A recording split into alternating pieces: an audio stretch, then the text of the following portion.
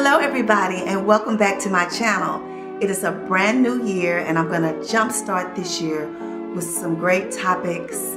I started a segment just before the new year last year called Life After 50, and we're going to jumpstart this year off with some more great topics under that segment. And so tonight we're going to be talking about making yourself a priority. Making yourself a priority this year, 2018.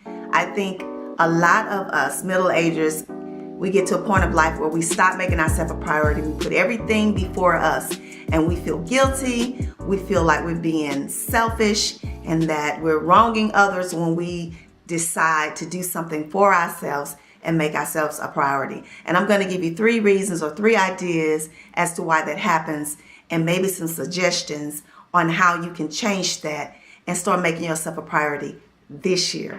I think it's time. So we're going to jump right into it because I don't want this video to be too long, but we're going to jump right into it. And I just have 3 reasons with ideas of how I feel that we can make ourselves a priority. The first one I put is being self-aware of why we don't make ourselves a priority. Guys, I'm going to be looking down a little bit because I took some notes. Y'all know I can go left, I can talk. Don't know where that came from because I used to be very shy, but I can get left and go somewhere way off subject. So we're going to try to stick to it. So I'll be looking down. I just want you guys to know that. So under self-awareness, one of the questions I said we need to ask ourselves is, are we too busy? Are we too busy to make ourselves a priority? I think that is something that we should do, because I think being aware of why you don't make yourself a priority, I think is the key to unlocking those answers for you. Under self-awareness, I said, do you always put everyone else's needs before your own? I think we're very guilty of that. As a mother, I was guilty of that. I was always thinking about my family, my children, making sure they had everything. If I did any small things for myself, I always felt like I was taking from some other area that I could be contributing that money to, or whatever it was, that time to, and then you go into this whole guilt complex. Are you guilty of that? I was very guilty of that. And we got to learn to stop doing that, because in order for you to be able to be there for others, you got to take care of yourself. So also under self-awareness, I put, do you have to make sure you get your full to-do list done each and every day? I mean, completely. You know, there's some people who make themselves a to-do list, and that's checking off things as they go throughout the day, because some people have to keep a list to keep up with what they're doing, because they can't get things done if they're not, you know, going down the list and, you know, checking it off. And that's okay. And if that's something that, a tool that you use, is great. You know, it's just like journaling or diary, you know, having a diary. You know, some people have to have that to-do list. I would say that you would start with the most important thing first and then work your way down. That way, if you don't complete the list, you won't be stressed out, because the most important things that you needed to get done got done. So that's just a suggestion if you're one of those people that have to have a list. Are you doing small things for yourself without feeling guilty? It could be pampering yourself, whether you a spa girl or guy where you like to go get a massage, or pamper yourself where you might, you know, want to go get your facial or nails done, or, you know, treat yourself to a, you know, special dessert that you love or dinner that you like. Do you always feel guilty if you do those small things? That's okay. It's okay to take that little time and just do these little small things for you. You're not hurting anybody. It is okay to do that. The number 2 idea or reason that I feel that we should, that can help us and aid us in making ourselves a priority, is to create some non-negotiable rituals that you do every day. We need balance, we need calmness, and to keep us grounded. So I think it's important that we create some rituals that we do every day that are non-negotiable, that we have to do every day to make sure that we are staying balanced.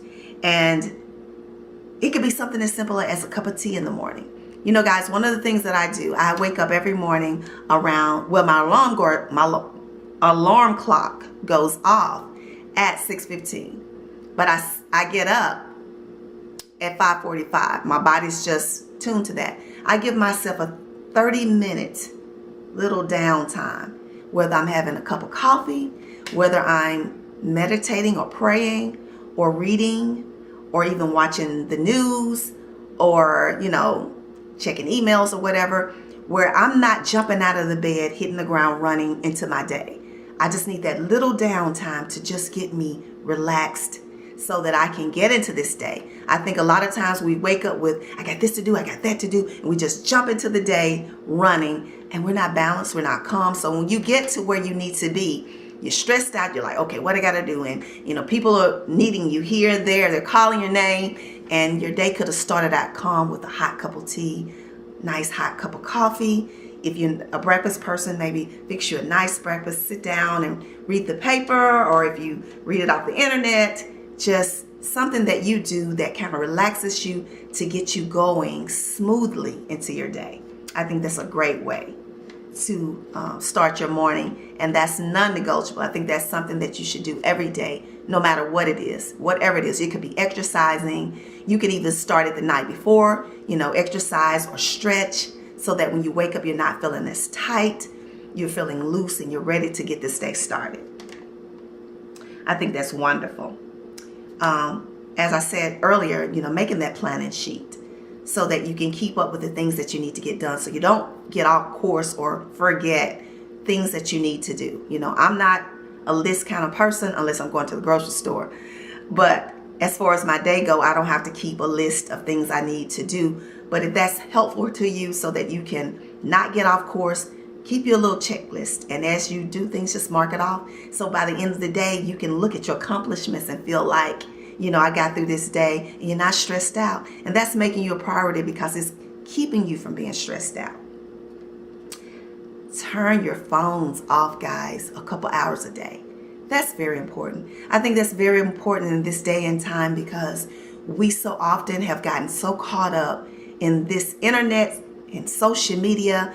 Everywhere you go, you see people with their phones and they're like this and they're texting, even in restaurants. I go sometimes and I just kind of scan the restaurant and everybody's heads down, or one person is talking and the other person is doing this. You can go to the park, you can go to movies, anywhere, even to concerts and plays and art museums.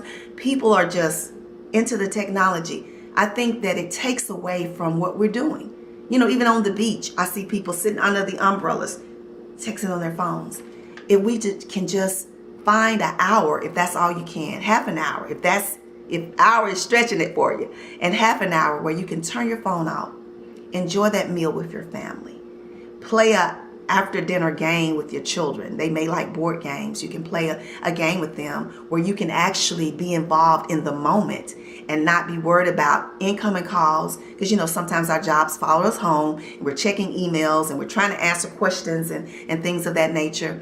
But just taking that little extra moment, maybe you just want to relax for 30 minutes, listen to some calming music, or have your nice glass of wine or some tea, or if you're a coffee drinker in the evening, whatever it may be, just a little downtime where you disconnect from the world and just take care of you. Take you a hot bath. It's a lot of things that you can do in that time where you can just actually enjoy you and make you the priority, and everybody else can wait.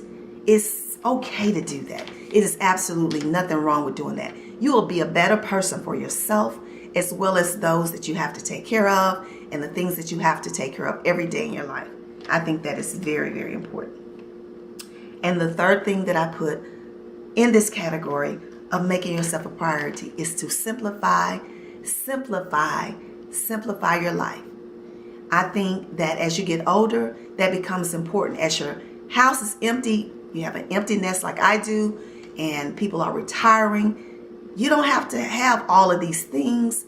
The more simple it is, the better it is. I think simplicity can make you calm. When I started decluttering my home of stuff just everywhere, sometimes I used to come in, I felt so claustrophobic because it was just things that I had collected and packed away, and they were just there. I'm not enjoying them because they're in the way. They're just everywhere. So I started cleaning out things, and I felt like I could breathe. And I felt my life was simpler. You know, I didn't feel the need to go buy all of the newest craze, you know, designer clothes or bags or shoes or, you know, whatever it is that you have a fetish for, that you feel that you can't live without. When you start actually decluttering your life, simplifying your life, and you realize I really didn't need all of that stuff anyway, because there's only so many things you can wear at one time. It's only so many places you can go, so many cars you can drive. You know, the simpler to the better. If you simplify your life, that can make your life so much better. Embracing simplicity is not something that just happens overnight. It's an ongoing process. So it's something that you will continually do forever. But the more you simplify your life, you can see your life become better. You can see your life become more of a priority. Your life be a priority. How you spend your time is very important. The money that you spend is very important.